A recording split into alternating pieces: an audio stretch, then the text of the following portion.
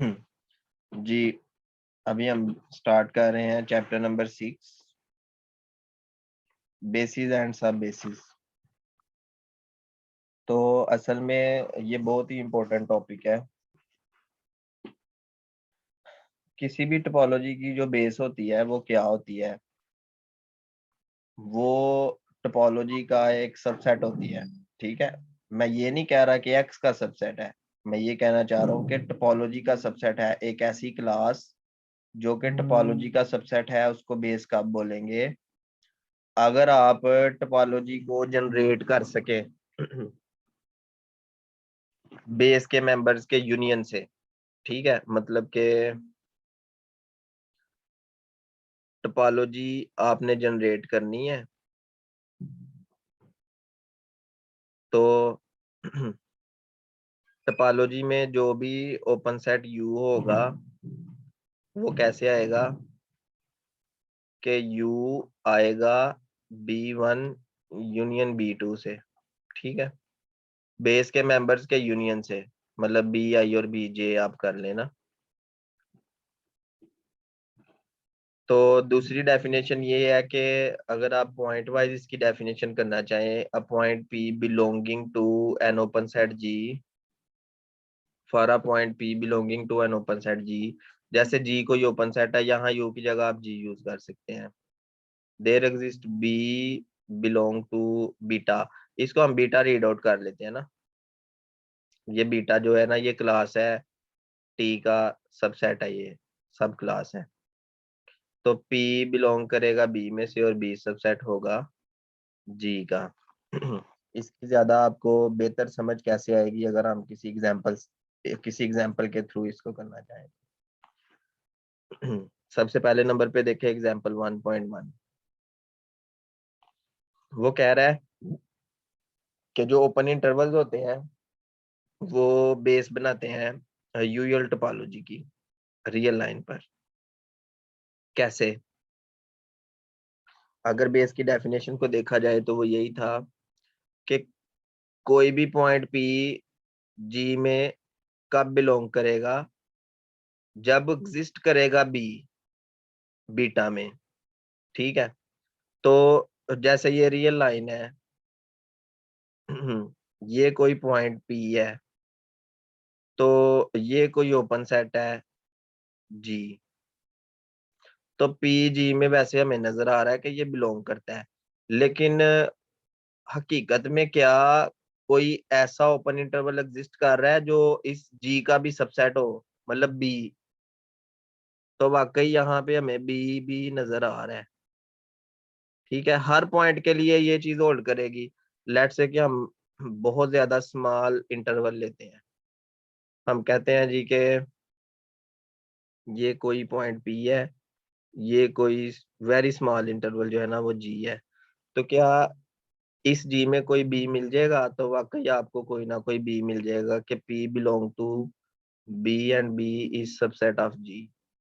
ठीक है, तो जैसे ये जितने भी B होंगे, असल में जितने भी बी हैं रियल लाइन के लिए, वो सारे ही इंटरवल्स है ना A, B।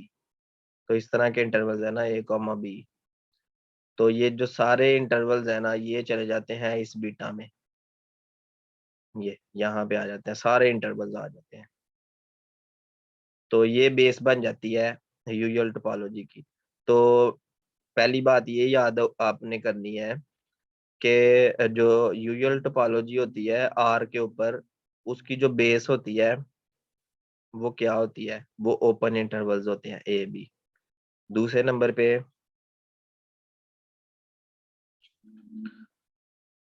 Similarly the open disc form a base for the usual topology on R square.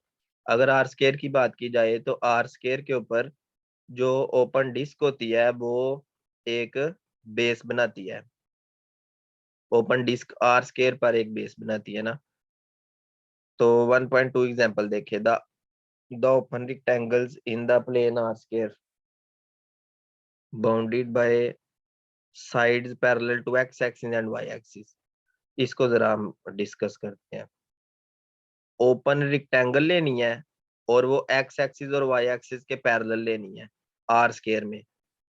तो लेट से कि ये आर स्क्वायर है, तो आर स्क्वायर के अंदर ये वाई एक्सिस इसके बिल्कुल पैरेलल, एक्स एक्सिस के पैरेलल, और ये एक रेक्टेंगल हमने ले ली। ओपन रेक्टेंगल का मतलब है कि ये जो है ना, यहाँ इस साइड से ये ओपन है, ठीक है, ये ओपन रेक्टेंगल है आपके पास। तो हाँ, अब हमने देखना है कि क्या ओपन रेक्टेंगल उसकी बेस बनाती है कि नहीं। यहाँ पे लिखा हुआ है कि वो एक बेस बनाती है आर स्क्वायर की यूजुअल टोपोलॉजी की, ठीक है, लेकिन कैसे?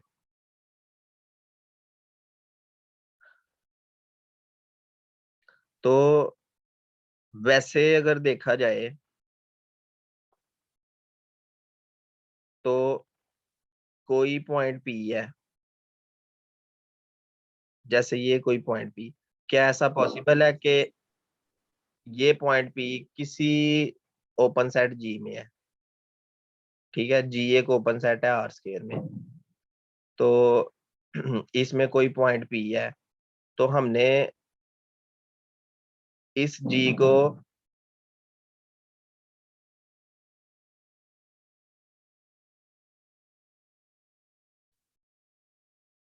इस जी को जो है ना, इस तरह के रिक्टेंगल से जनरेट करना है, इस तरह की रिक्टेंगल से जनरेट करना है। फार्मूला ये है कि पी बिलोंग करे इस रिक्टेंगल में, इसको बी कह लेते हैं, और बी सबसेट हो जी का, ठीक है। तो सबसे पहले नंबर पे देखें कि इसके जो कॉर्नर पॉइंट्स है ना, यहाँ पे हम एक वो बना लेते हैं, ओपन डिस्क बना लेते हैं जो इनको टच कर रही हो। जैसे ये एक ओपन डिस्क आपको नजर आ रही होगी जो इस पॉइंट को टच कर रही है, इस पॉइंट को टच कर रही है, और इस पॉइंट को और इस पॉइंट को, तो ये एक ओपन डिस्क है।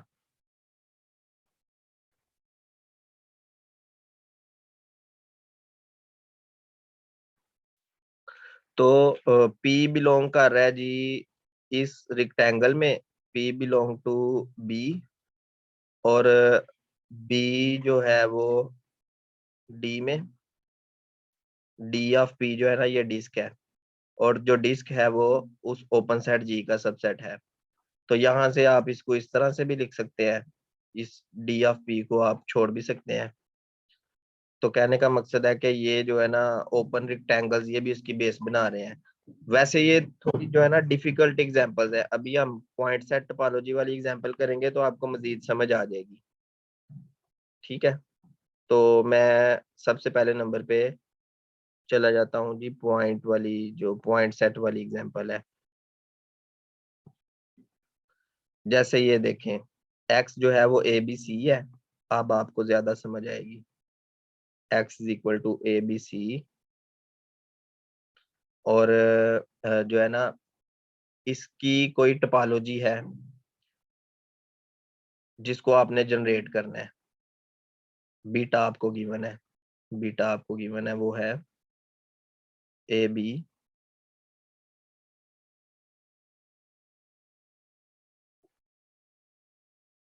और बी सी।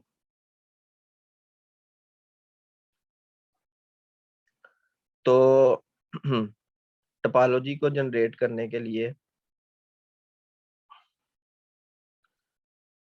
जब ए बी का दोबारा ए बी से आप यूनियन करेंगे, ए बी का दोबारा ए बी से, तो ए बी आ जाएगा,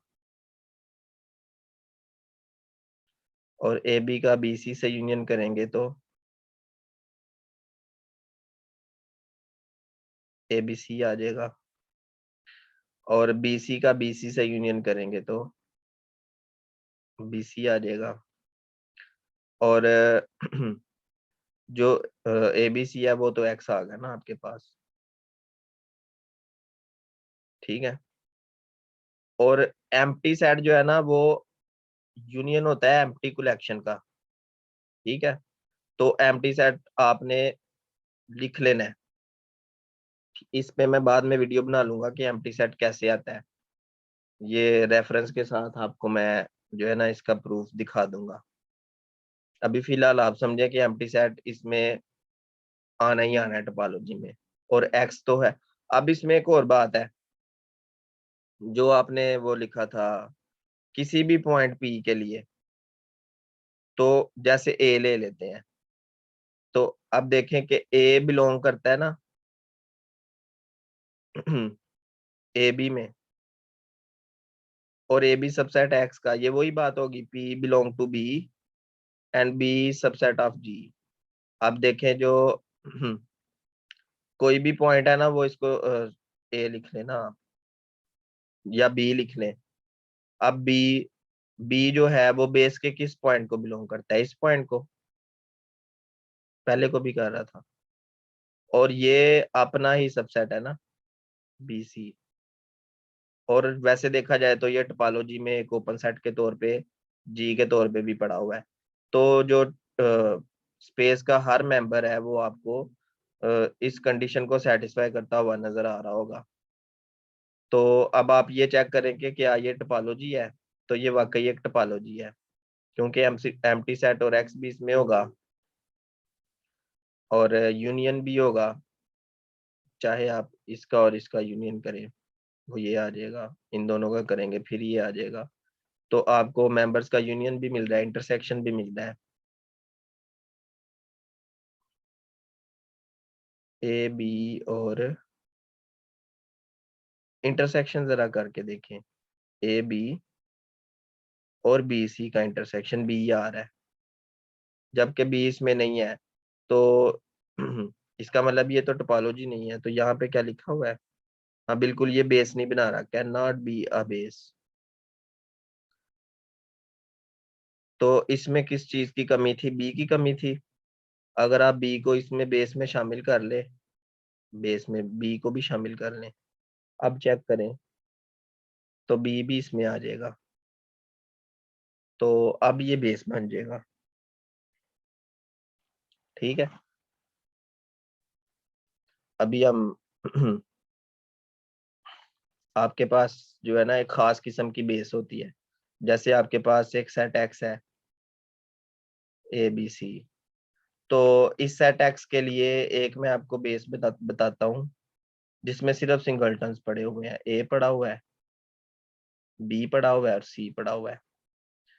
अब इसमें जस्ट सिंगलटन्स है, इन सिंगलटन से जो एक्स के ऊपर टोपोलॉजी जनरेट होगी वो एक डिस्क्रीट टोपोलॉजी होगी।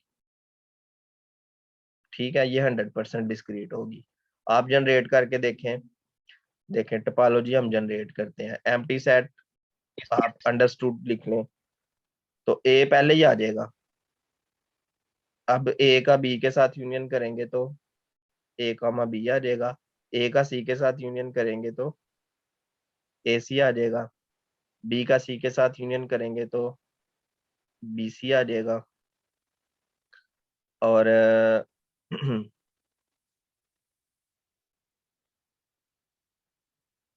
अब बी का बी के साथ यूनियन करेंगे बी आ जाएगा, और सी का सी के साथ यूनियन करेंगे तो सी आ जाएगा, और तीनों का इकट्ठा यूनियन करेंगे तो ए बी सी आ जाएगा। ठीक है, तो ये जो है ना, ये डिस्क्रीट टोपोलॉजी बन गई है ए बी सी एक्स पे। ठीक हो गया, तो सिंगलटन से जो जनरेट होती है वो एक डिस्क्रीट टोपोलॉजी होती है। किसी भी सेट एक्स के जो सारे सिंगलटन्स होते हैं, उनसे जो टोपोलॉजी जनरेट होती है वो डिस्क्रीट टोपोलॉजी होती है, जो कि यहाँ पे लिखा हुआ है, एनी डिस्क्रीट स्पेस। ठीक है, तो उसमें जो बीटा होगा वो इसके इक्वल होगा, इससे जो टोपोलॉजी जनरेट होगी वो एक डिस्क्रीट टोपोलॉजी जनरेट होगी। आगे देखते हैं। अब यहाँ पे ना एक क्राइटेरिया आ गया है। क्राइटेरिया क्या कह रहा है कि बीटा जो है वो क्लास है एक्स के नॉन एम्प्टी सबसेट्स की, तो बीटा बेस कब बनेगा, किसी टोपोलॉजी का। Beta is a base for some topology if and only if it possesses the following two properties. अब आप किसी भी कलेक्शन को चेक कर सकते हैं कि उससे टोपोलॉजी बन रही है या नहीं। सबसे पहले नंबर पे देखें, कि उस बीटा के सारे मेंबर्स का यूनियन करें तो x आए।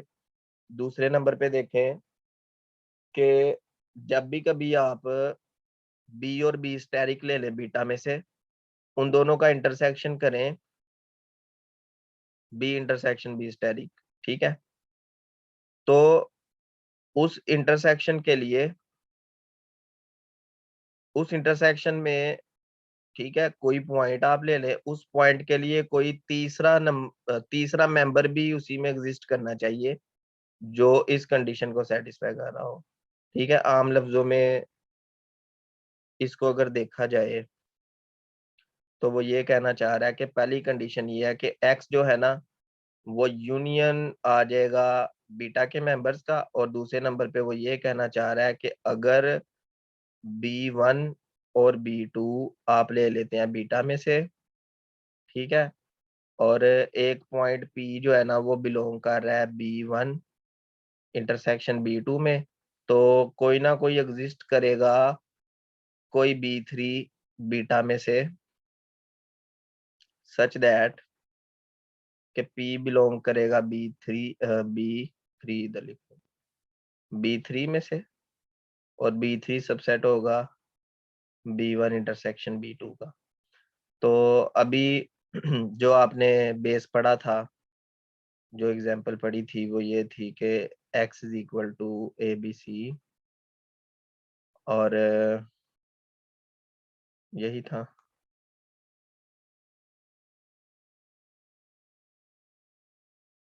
बिल्कुल। और AB एंड BC और बीटा जो है ना वो हम बना लेते हैं A comma B comma C और B, ठीक है? तो अब इस बीटा को पहले नंबर पे जो है ना, आपने ऐसे नहीं करना कि यूनियन करना शुरू कर देना। सबसे पहले नंबर पे इस पहली कंडीशन को चेक करना है कि क्या ये सेटिस्फाई हो रही है। इन सब का यूनियन करें तो x आ रहा है या नहीं। A B union B C union B, तो आपके पास जो है ना वो ए बी सी आ रहा है जो कि x के इक्वल है। तो पहली कंडीशन जो है ना वो सेटिस्फाइड है। दूसरी कंडीशन ये है कि कोई से दो जो मेंबर्स हैं उनका आप करें इंटरसेक्शन, कोई से दो मेंबर्स का इंटरसेक्शन करें। जैसे इसको हम कह लेते हैं B1 कह लेते हैं, और इसको कह लेते हैं जी B2 कह लेते हैं। तो B1 इंटरसेक्शन B2 किया तो आपके पास आ गया B आ गया। अब इस इंटरसेक्शन में कोई पॉइंट जो है, जैसे B सिंगल है ना, तो आप सिंगल पॉइंट ही ले लें। अब इस B के लिए B1 B2 के अलावा कोई ना कोई जो है ना एग्जिस्ट करना चाहिए B3, ठीक है? जैसे B बिलोंग कर रहा है ना B3 में से, और ये सबसेट है इस इंटरसेक्शन का, इसी B का, ठीक है? और जैसे आप पहले और तीसरे का जब आप इंटरसेक्शन करते हैं तो उसमें भी यही कंडीशन सेटिस्फाई कर रही होगी। तो इन दो कंडीशंस के सेटिस्फाई करने का मकसद ये है कि ये वाकई बेस बनाएगा किसी ना किसी टोपोलॉजी की। तो वो टोपोलॉजी फिर आप बाद में जनरेट कर सकते हैं। पहले आप चेक करेंगे, फिर आप टोपोलॉजी जनरेट करेंगे। अब एग्जांपल 1.5 में वो कह रहा है जो बीटा है, beta be the class of open closed intervals in the real line. ये आपके पास एक क्लास आ गई। तो कह रहा है clearly R is the union of members of beta since every real number belongs to some open closed interval, ठीक है?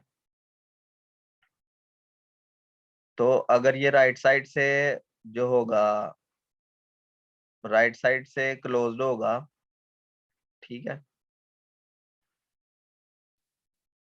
और अगर ये लेफ्ट साइड से क्लोज्ड होगा, तो यहाँ से दो बातें हमारे पास आ जाएंगी।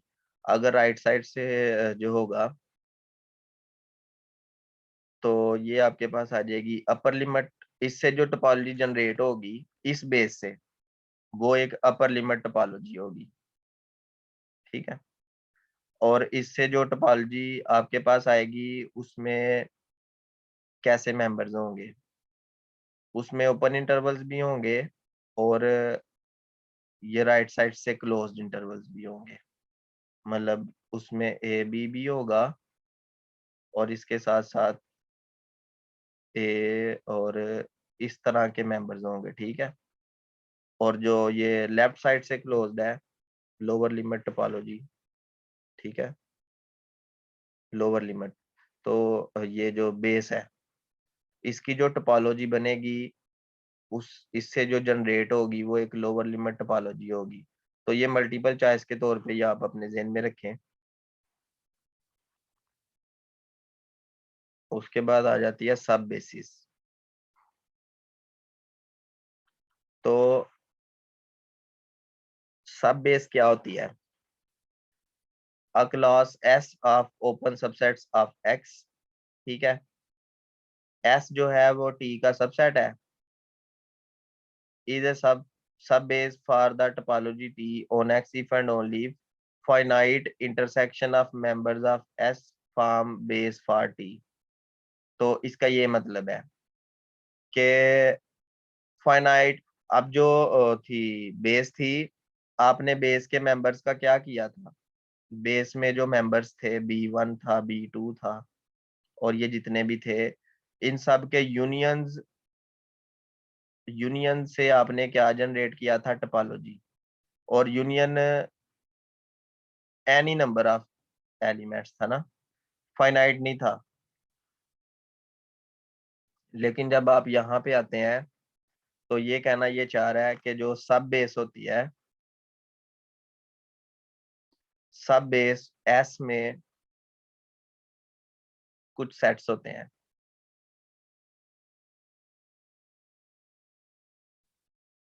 इन सेट्स के फाइनाइट इंटरसेक्शंस आप करें, फाइनाइट इंटरसेक्शंस मतलब एक इंटरसेक्शन 1 to n, ठीक है, इसके मेंबर्स का क्या लेंगे? S1 SI कर ले। तो इन फाइनाइट इंटर ये जो 1 से n तक है ना, फाइनाइट इंटरसेक्शंस, इससे आपके पास जनरेट होंगे members of base, members of base, ठीक है। तो मेंबर्स ऑफ बेस का मतलब है कि जब आप इनके फाइनाइट इंटरसेक्शंस करते जाएंगे तो आपके पास B1 B2 B3 और ये सारे जनरेट होते जाएंगे। अब ये जब जनरेट हो जाएंगे तो आपके पास बीटा बन जाएगा। बीटा के बनने के बाद अब आपने टोपोलॉजी जनरेट करनी है, तो आप इन सब के यूनियंस करते जाएंगे। तो ये वही प्रीवियस प्रोसेस हो जाएगा। मतलब कि जो सब बेस होती है उससे टोपोलॉजी बनाने के लिए पहले आप बेस बनाते हैं, फिर आप टोपोलॉजी बनाते हैं, ठीक है।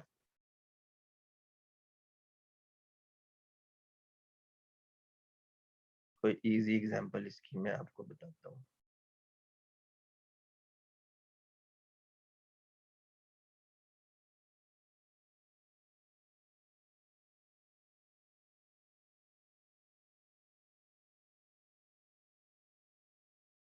जैसे ये देखें जी, एक्स जो है वो ABCD है। एक्स जो है वो आपके पास आ गया ABCD और ए जो है ना वो आपके पास आ जाएगा जी ABBCD, ABBC और D। अब इसके जरिए, ठीक है, इसके जरिए इसके पहले जो थ्योरम है, हाँ वो यही कह रहा है ना कि अब आप इसके जरिए सबसे पहले नंबर पे बेस जनरेट करें। तो बेस जनरेट करने के लिए आपने ऑल पॉसिबल फाइनाइट इंटरसेक्शंस करने हैं। तो पहले इस सेट का इसी के साथ इंटरसेक्शन करेंगे। तो स्टेप नंबर 1 में आपने क्या करना है? जनरेट करनी है बेस। तो इसका इसी के साथ इंटरसेक्शन आप करें, AB इंटरसेक्शन A, तो ये दोबारा से AB आ जाएगा। अब पहले दो का इंटरसेक्शन करें, AB इंटरसेक्शन BC, तो आपके पास आ जाएगा बी। अब पहले और तीसरे का करें, ए बी इंटरसेक्शन डी, तो आपके पास एम्प्टी सेट आ जाएगा। अब आप दूसरे का इसी के साथ करें, B C intersection B C, तो आपके पास बी सी आ जाएगा। अब दूसरे और तीसरे का कर लें, बी सी इंटरसेक्शन डी, तो ये एम्प्टी सेट आ जाएगा। अब थर्ड वाले का थर्ड वाले के साथ डी इंटरसेक्शन डी, तो ये डी आ जाएगा। तो ये ऑल पॉसिबल इंटरसेक्शंस हमने फाइंड कर ली हैं, इसको आप बीटा में लिख लें। तो आपके पास आ गया जी ए बी, ये पहले नंबर पे आ गया। फिर आपके पास आ जाएगा बी, फिर आ जाएगा एम्प्टी सेट, फिर आ जाएगा बी सी, और फिर आ जाएगा डी। एम्प्टी सेट एक बार लिख लिया, इसको दो बार नहीं लिखना। अब आपके पास बेस आ गई। अब बेस से टोपोलॉजी आपने स्टेप नंबर 2 में जनरेट करनी है टोपोलॉजी।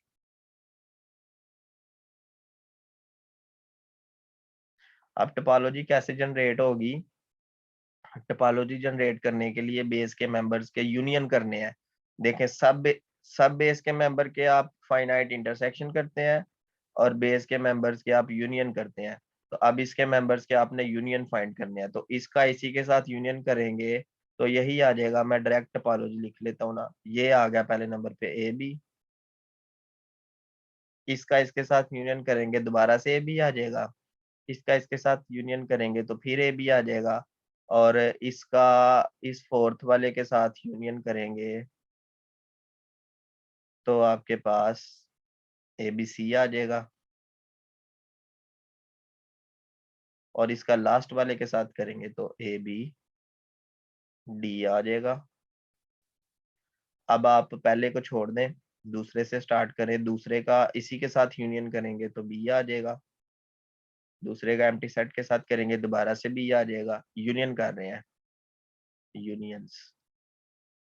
दूसरे का तीसरे के साथ करेंगे तो बी सी आ जाएगा, और दूसरे का लास्ट वाले के साथ करेंगे तो बी डी आ जाएगा, और अब एम्प्टी सेट का एम्प्टी सेट के साथ करेंगे तो एम्प्टी सेट आ जाएगा।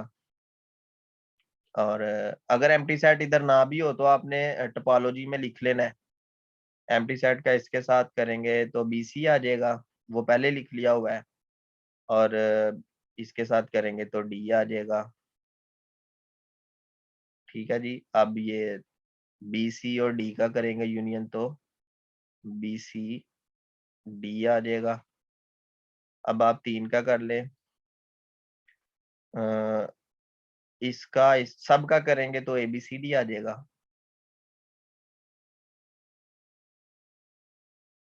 और कोई इसमें रहता है?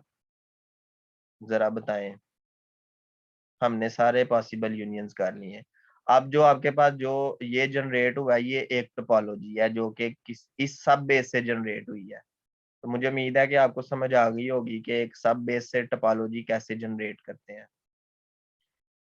ठीक है, इसमें 1 2 3 4 5 6 7 8 9 10 मेंबर्स हैं, और यहाँ पे जो टोपोलॉजी जनरेट हो गई है 1 2 3 4 5 6 7 8 9 10, ये भी 10 मेंबर्स हैं। तो हमने एक टोपोलॉजी जनरेट कर ली है।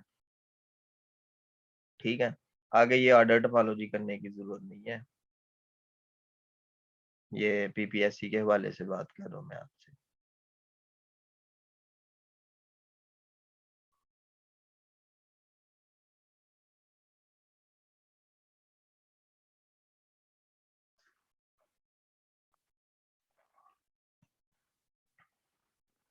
अब आपके पास आ जाता है लोकल बेस।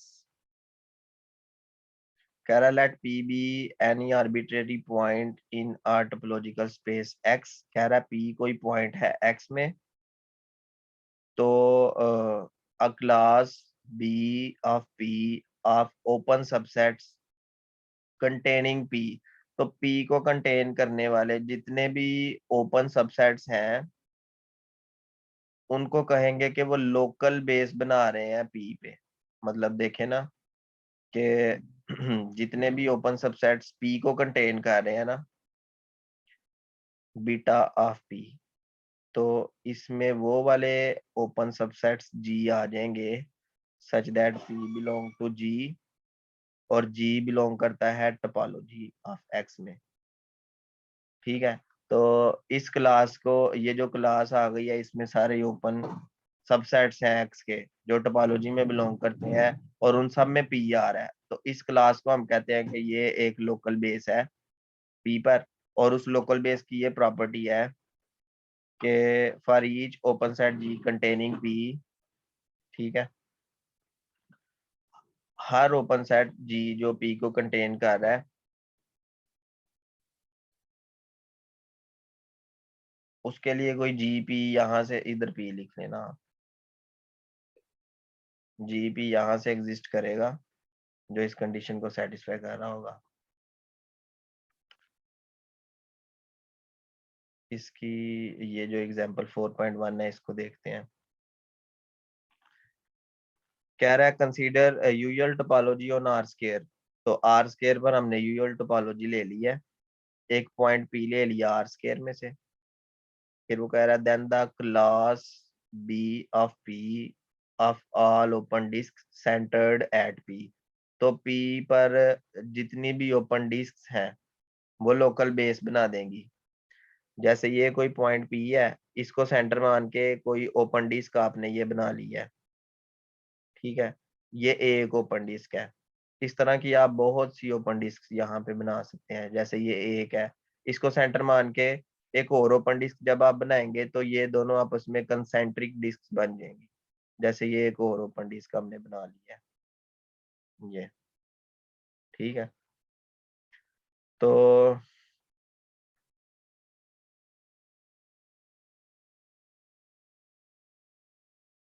फिर वो क्या कह रहा है, far as proven previously any open set G containing P also contains an open disk dp whose center is P। तो इस डिस्क को कंटेन करने वाला कोई ना कोई ओपन सेट आपको आर स्क्वायर में जरूर मिल जाएगा जो कि जी है, ठीक है। आप इससे बड़ी डिस्क बनाए, लेट से कि ये कोई स्टूडेंट जो है ना वो ये डिस्क बना लेता है, तो इस डिस्क के लिए आपको ये ओपन सेट मिल गया जी, आर स्क्वायर में ये मिल गया। इससे भी कोई बड़ी डिस्क अगर बनाता है, जैसे हम ये यहाँ पे एक डिस्क बना लेते हैं, तो ये डिस्क ऐसा लग रहा है जैसे इस जी से बाहर जा रही है, लेकिन इस ये जो बड़ी डिस्क है इस डिस्क के लिए आपको ये कोई ओपन सेट जरूर मिल जाएगा। तो हर बार ऐसा होगा कि आप जितनी मर्जी बड़ी या जितनी मर्जी छोटी डिस्क बनाए, आपको कोई ना कोई ओपन सेट जो है ना आर स्क्वायर में जरूर मिल जाएगा। तो ये जितनी भी डिस्क होंगी वो लोकल बेस बना देंगी पॉइंट पी की, ठीक है। इसको ज्यादा आपने सीरियस नहीं लेना। ये इस तरह के क्वेश्चन नहीं वैसे आते पीपीएससी में, ठीक है। वैसे आपको समझाने के लिए मैं बता रहा था कि ये इस तरह से होता है। अब वो कह रहा है सिमिलरली आर में वो बात कर रहा है, अगर आर की बात की जाए all open intervals A minus epsilon, A minus delta and A plus delta, जितने भी ओपन इंटरवल्स हैं। अब ए minus delta A plus delta का मतलब है कि ये कोई पॉइंट अगर ए है तो ए प्लस डेल्टा यहाँ पे आ जाएगा, ए माइनस डेल्टा यहाँ पे आ जाएगा। तो इसका सेंटर जो है वो ए है। तो अगर इसको क्लोज भी कर ले, इसके बहुत ज्यादा करीब भी कर ले, तो ये ए माइनस डेल्टा है और ये ए प्लस डेल्टा है। तो इसके लिए आपको इससे बड़ा एक इंटरवल जरूर मिल जाएगा। अगर इसको बड़ा करते हैं ए माइनस डेल्टा और ए प्लस डेल्टा को दूर ले जाते हैं, अगर आप यहाँ पे ए माइनस डेल्टा ले लेते हैं, यहाँ पे ए प्लस डेल्टा ले लेते हैं, तो इससे बड़ा ये इंटरवल आपको आर स्केयर सॉरी आर में जरूर मिल जाएगा। तो जितने भी ए माइनस डेल्टा और ए प्लस डेल्टा वाले इंटरवल होंगे वो लोकल बेस बना देंगे पॉइंट ए की, ठीक है। लोकल बेस का मतलब ये होता है कि हर पॉइंट के ऊपर जो बेस बन जाती है। तो आर और आर स्केयर में अगर देखा जाए तो जो लोकल बेस होती है वो उस पॉइंट को सेंटर मानकर डिस्क बनाते हैं, और आर में जो लोकल बेस होती है उस पॉइंट को सेंटर मानकर एक ओपन इंटरवल बनाते हैं, जो कि ये आपको नजर आ रहा है, ठीक है। ये प्रेपोजिशन आप लोग इसको रीड आउट करना।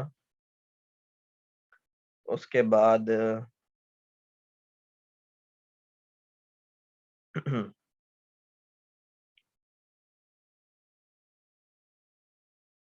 उसके बाद वो कह रहा है आर स्केयर में जो है ना और भी आप बेसिस बना सकते हैं, जैसे ये दूसरा क्वेश्चन है। तो वो कह रहा है कि whether or not the following classes of subsets in R square is a base of usual topology on R square। तो सबसे पहले इक्विलेटरल ट्रायंगल है, तो क्या आप किसी इक्विलेटरल ट्रायंगल को किसी डिस्क में क्लोज कर सकते हैं? जी हाँ, कर सकते हैं। तो अगर आप किसी इक्विलेटरल ट्रायंगल को किसी डिस्क में क्लोज कर सकते हैं, मतलब P बिलोंग करेगा किसी इक्विलेटरल ट्रायंगल को, बी कह लेते हैं, और ये सबसेट हो किसी डिस्क का, तो वाकई इक्विलेटरल ट्रायंगल उसकी बेस बनाती है। और आप स्क्वायर को भी बंद कर सकते हैं किसी डिस्क में, तो स्क्वायर वाली भी बेस बनाएगी। ठीक है, बाकी आप ये देखना। और ये सिंगलटन से तो है ना डिस्क्रीट स्पेस बनती है, ये भी हमने देखा, इसको भी देखा। तो इतना काफी है आज। बाकी कल से हम जो है ना वो वाला करेंगे, कंटिन्यूटी वाला टॉपिक। ठीक है जी, अल्लाह हाफिज।